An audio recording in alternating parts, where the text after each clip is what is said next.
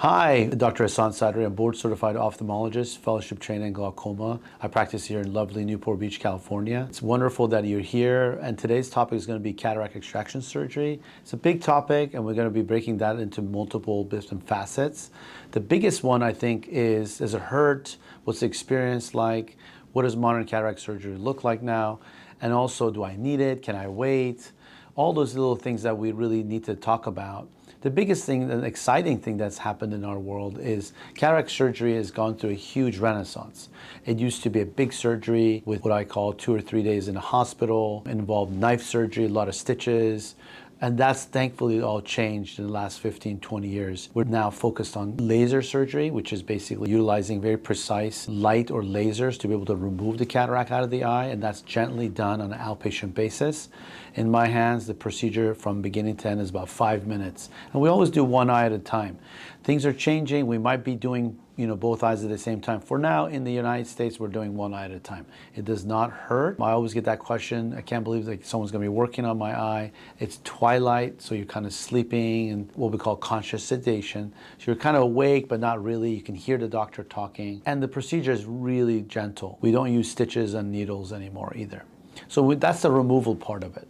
The second part of it is when we're actually putting the lens inside the eye. How does that work? And does that hurt? And how long does that last? And what are my options? That comes up a lot. So cataract surgery is elective, which means that technically someone could potentially wait until they're blind or can't see anymore and then elect to have the surgery. It's not like an appendix or a blowing up balloon or what I call a bullet in the leg or something. So you can wait and do it electively. Most people, when it starts to impede their quality of vision and quality of lifestyle, like driving or reading, they elect to have actual treatment done. In the United States, we do about 5 million of these a year, more than any other procedure. It's always done in one eye at a time, and it's outpatient and doesn't hurt. When we do that, there's modern techniques now that we actually employ to be able to do the procedure. We talked about laser, and then when we replace it, just like a camera or a pair of glasses, you get a brand new lens inside your eye.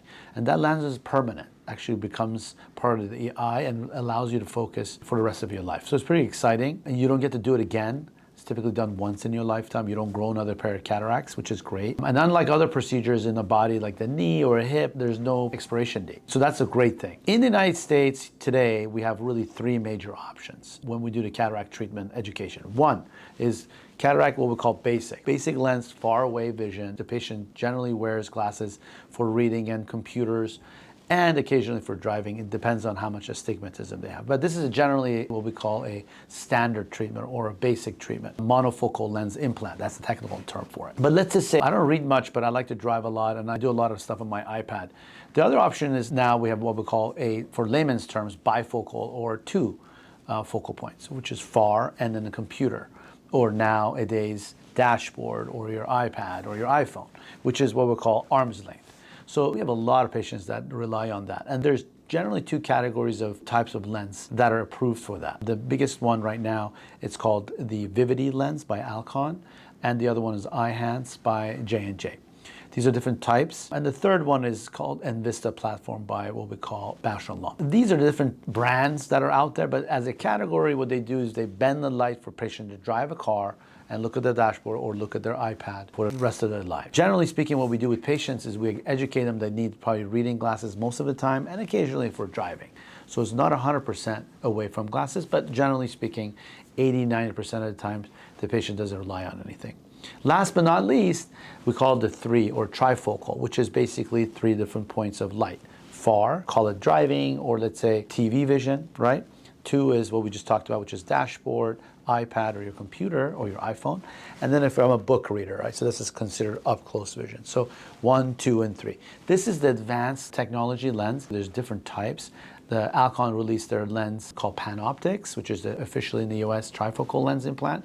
Johnson & Johnson has a competing technology called Symphony, or the Technis brand. They're actually getting what we call the Synergy lens that was just recently approved in the United States, probably later on this year. And then the other technologies that have actually been employed, which is what we call diffractive optics, are now used less and less. As the technology gets better, surgeons get more comfortable using the more advanced techniques that allows the patient to be able to see far and near without glasses. That's the exciting part. Without getting technical, essentially what it does, it means you can do this, right?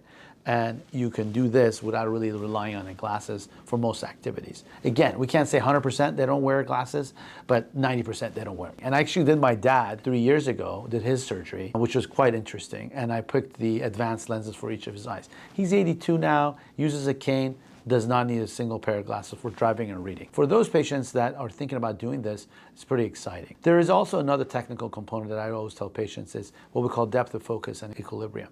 We worry about patients falling and not having what we call good balance when we get older. And the data here suggests that strongly when we actually do cataract surgery, it's protective and allows the patients to be more sturdy on their feet. When we do the advanced lens technology, the data also suggests strongly prevents them from falling down, breaking something. And that's really what's dangerous in our world, because at the end of the day, when we get older, we tend to fall more. We want to really educate the patient to make the best decision and have the best outcomes. So more to come, and I'm just super excited to be here with you, and it's a big decision. Make sure you take your time, and if you have any questions, let us know.